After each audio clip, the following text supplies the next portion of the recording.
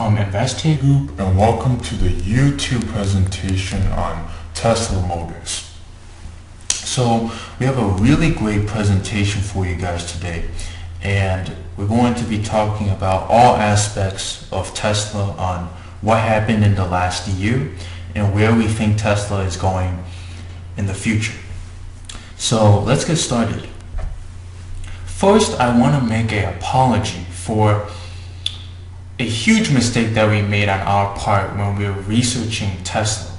When we were talking about Tesla's core product, the Model S, we said that there was an internal combustion engine in Tesla, and that is not the case. So we messed up on talking about how an electric vehicle actually works.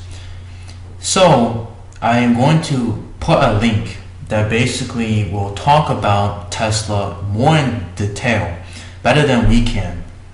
And I just want to apologize for this huge mistake. But going off of this note, I do want to say, however, that I would highly recommend all you guys, if you haven't already seen our presentation last year, to watch both parts of it, as we're going to be referring to that in this PowerPoint. And as we go along, we're going to hit key points that we talked about in the last presentation. So I would recommend you guys to watch those videos before continuing. So let's rewind the clocks 1 year back. When we made our presentation, Tesla was at near about $35 a share.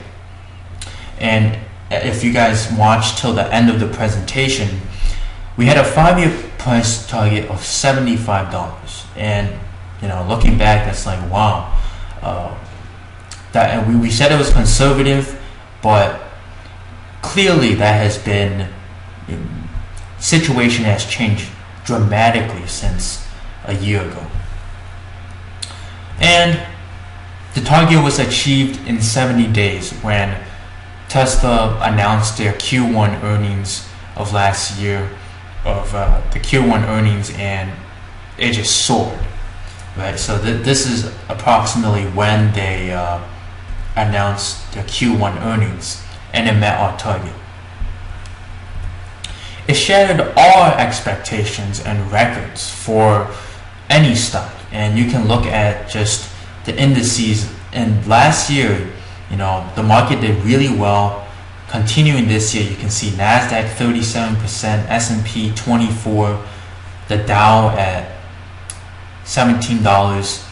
Tesla was up, and still, this is a chart from last year to just this end of the trading day of this Friday. Tesla was up 581% since we made our presentation. And the consumer confidence has greatly improved for Tesla. They're getting strong reviews by multiple really credible sources that review, consumer reports that review these cars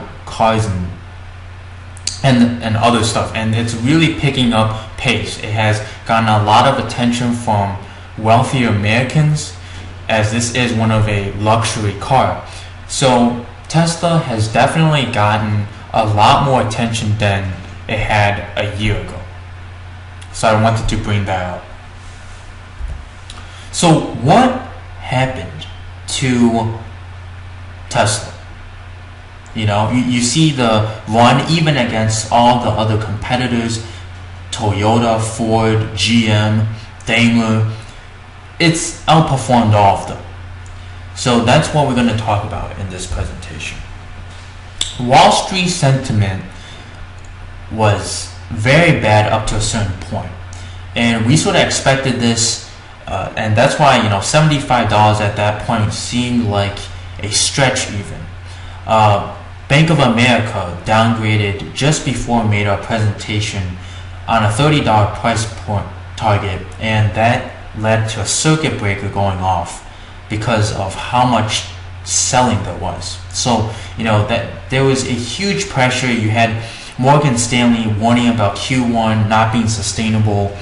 The only person or only analyst group out there was Longboard Assets on April 29th saying they had a 200 price target for 5 years. And that was very bold for them to do that. And they're saying that they would capture 80% market share in the electric vehicle industry.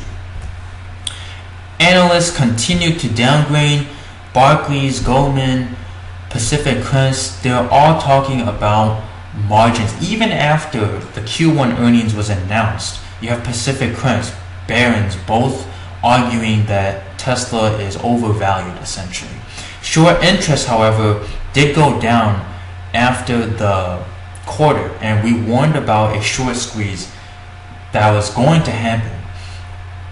But then afterwards, you get a series of upgrades, Baird, Global Equities, Jefferies, and you have huge, everyone is pushing the target all of a sudden, like unexpectedly, they didn't know Tesla could execute, essentially. So, yeah, you have Deutsche raising $200, Baird downgrading to $187, which is hardly a downgrade at that point. But Tesla just got a lot of hate. Barron's did a poll of big money managers, and there was an 87% hate. It was the second most hated company. Goldman downgrades. You see a series of bipolarity here with people that have targets of $320. Others have, $65. The range is incredible for this company, and you never see this type of performance here. But let's talk about the company news. Q1 they beat by 4 cents. They got 12 cents per share. That was also with EV credits, and that led to a 20% rally right there. That right there was huge, and a lot of it had to do with the unexpectedness, and the short sellers seeing this as a huge shocker for them. And the Model S outsold what the estimates were. They upped their guidance, makes the stock go huge. They also announced a financing program that Elon Musk tweeted before. That was definitely something that people underestimated at the time when he announced this program. But this financing option is huge in order to get more consumers. And people, when he announced this, people did not realize that value of it. So that was announced. Model S achieves, breaks records on Consumer Reports. They announced supercharger network. Musk essentially did everything in a series of 2 to 3 months. Pay off the Department of Energy loan, and the whole team did absolutely everything that here in a matter of 2 to 3 months that people would think would take 2 to 3 years to achieve. So Elon Musk says they can achieve 200,000 units within 3 to 4 years. Early demand for Hong Kong is very strong. Q2 earnings comes around, another beat, and they project 25% gross margins in Q4. Perfect score on safety tests. Q3 rolls along, another beat, although this time the stock plummets due to production concerns. So, we'll talk more about the production growth and what we think about that later on. China starts pre-orders, those are really strong, and then the short interest piles up again. This is the part where I don't know what happened here. It's hard to explain what. People just thought that the production concerns was the renewed concerns were coming back, and the short interest skyrockets again. Again, you have all these new events coming out. The most recent quarter was a huge beat, a 33 cent, 11 cent beat, met their 25% gross margin target, sold 7,000 units just in Q4 alone, and that was only with 15 million in regulatory credits, and we're going to break down the most recent earnings later on.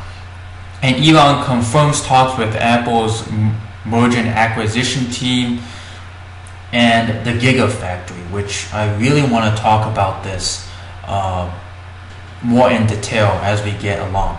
But you can just see how this year was so much records was achieved by this company that was unexpected. Even for the most bullish people, they did not think that such tremendous growth would occur in a matter of a year.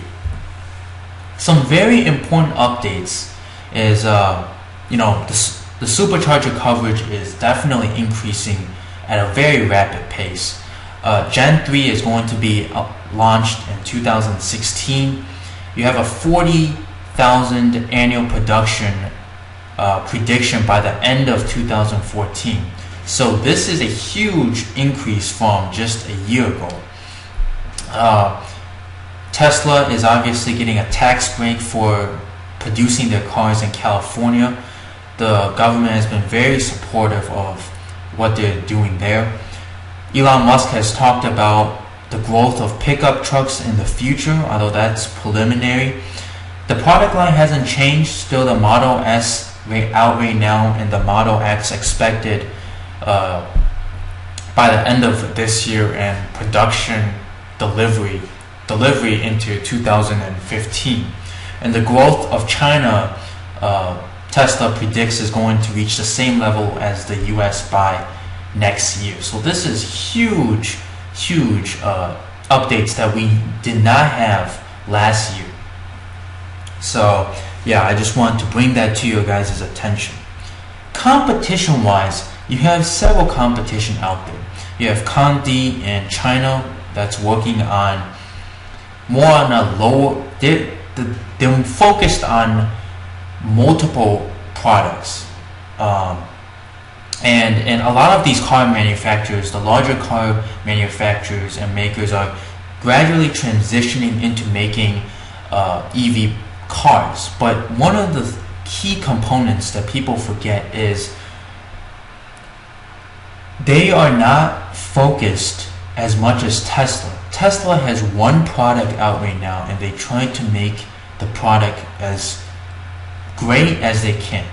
So the competition is still fairly limited in this market. And this is a BMW i3 that Elon Musk made fun of doing one of his earnings calls, which you can actually watch as we post a video about that.